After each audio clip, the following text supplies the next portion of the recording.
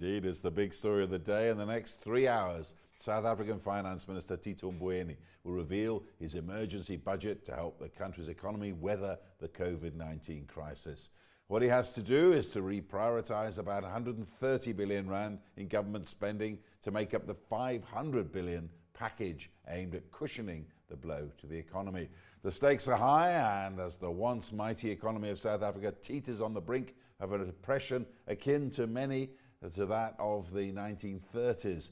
Now, Treasury warns that the economy could contract by between 5.4 and 16.1%, and up to 1.8 million jobs could be lost. Let's take a look at the man behind this budget, Finance Minister Tito Mboweni, and what he faces this afternoon. Tito Mboweni is rarely worried about speaking his mind and has done so many times since he became Finance Minister back in 2018. This is one of the latest and most telling posts on Twitter. I don't remember where this was captured, but if loneliness was a person, this. Certainly, Mboweni goes into this afternoon's emergency budget speech very much alone and ready to speak his mind. It is the worst of times when South Africa's economy is suffering. The economy is expected to contract by as much as 7% this year, with more than 1 million people expected to lose their jobs.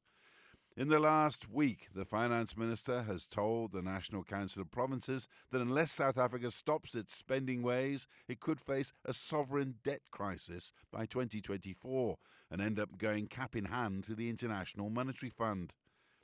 Mboweni needs to carry out a very difficult balancing act with the budget this afternoon. He certainly has less money to play with. Tax collections are likely to fall by 285 billion rand this year because of COVID-19, according to the South African Revenue Service. With little money, he has to decide what to do about the failing state-owned enterprises. He doesn't want more bailouts. On the other hand, the politicians say they can't abandon big names like SAA. Mboweni has to work out how he can keep the economy going in the face of COVID-19 and also make changes to promote growth. At the same time, he needs to address rising debt and present a credible plan for fiscal consolidation. It will be interesting indeed to see any tweets Tito Mboweni comes up with at the end of this testing week. Chris Bishop, CNBC Africa. Well, now joining me on the line for more on this is Isaah Mhlanga, a Chief Economist at Alexander Forbes, and Dr. Azar, Jammine, a Director and Chief Economist at Econometrix. Thank you very much, gentlemen. I'm going to ask you first, just for your initial reaction and hopes for this budget, starting with you, Mr. Mhlanga. Look, I think what we know today is that the economy finds itself in a very difficult position. It's expected to contract anywhere in the region of 7% to 10% this year. So huge uncertainty as far as economic growth is concerned, which means we are going to have significant revenue shortfall in all the major tax collections methods. Corporate income tax, given the bankruptcies that are expected, personal income tax, given the increase in unemployment. Stats SA yesterday told us that the unemployment rate went up to 30.1% even before COVID-19 impact is factored in. VAT collections as well, given the consumption that is going to collapse, means it's going to also underperform. Even when you look from a global point of view, demand has decreased significantly. As a result, trade taxes are also going to collapse. So it's a wide variety of tax collection methods that are going to underperform. And estimates, if you just take the SARS estimates of about 285 billion rand in tax under collections this year, means we are facing a significant revenue shortfall and a funding requirement that can approximate 700 billion in the current fiscal year alone. And that is what National Treasury needs to deal with in order to finance itself going forward. So it is really a difficult task, which the finance minister himself in a tweet likened to a hippopotamus mouth, which just implies expenditure continues to rise while tax revenues are declining, but it's very difficult to bring those two together. Well, I did say on CNBC Africa Online yesterday, it'd probably be easier for Mr. Mboweni to go and wrestle a hippopotamus rather than metaphorically close its mouth. Go to you now, Azar, Jammine.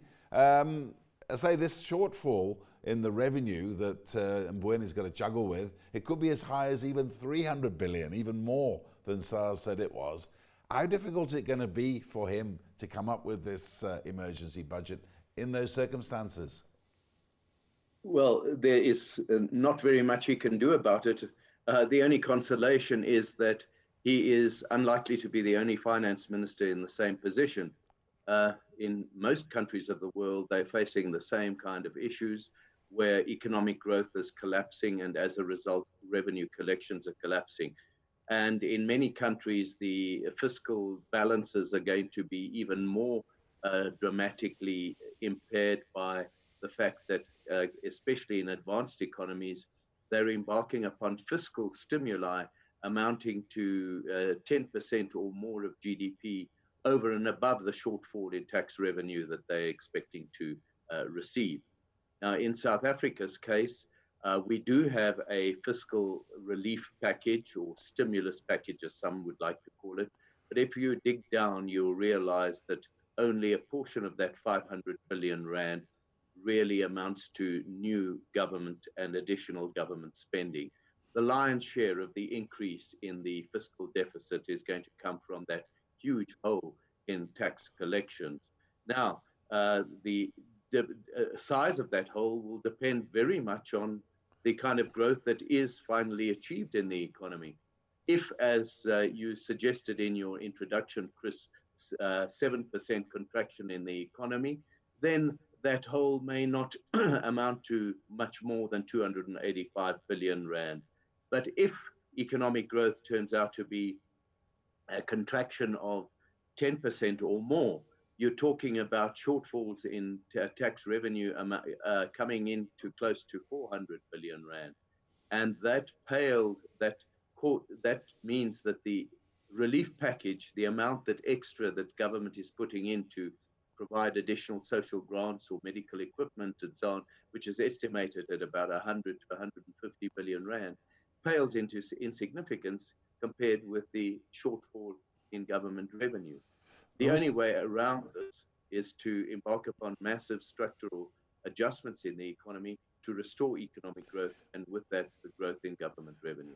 Well, Mr. Mhlanga over at Alexander Forbes, I mean, there is a school of thought that this isn't no longer 2008 stimulus packages. They may have worked back then slightly, but this is a lot bigger and a lot more serious, and stimulus packages maybe might not do the business for us. What do you think?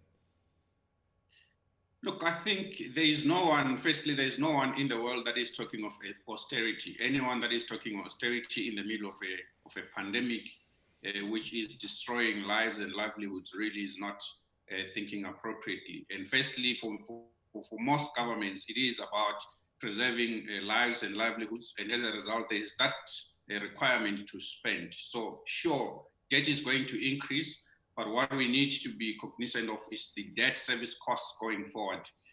Yes, once we are out of this pandemic, we need to come up with a reform package that makes sure that our fiscal sustainability is guaranteed.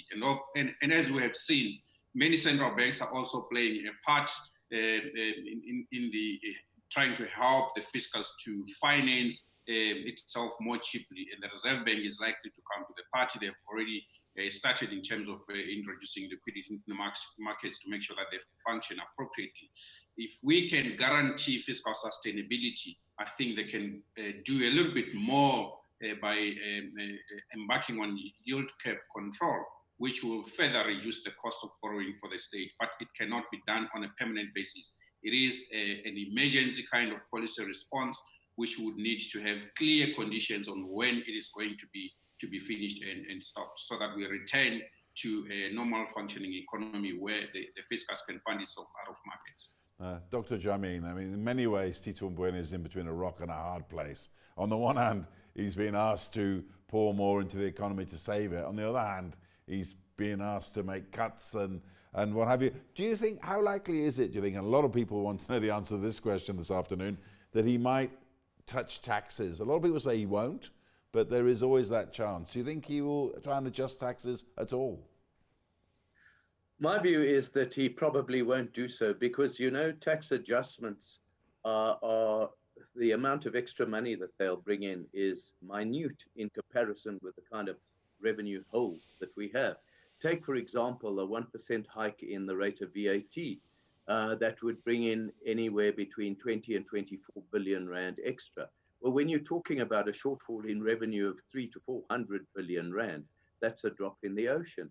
The same thing if you introduced an increase in personal tax of, say, a once-off increase of, or a once-off imposition of a surcharge of, say, 3% or 5% on personal tax.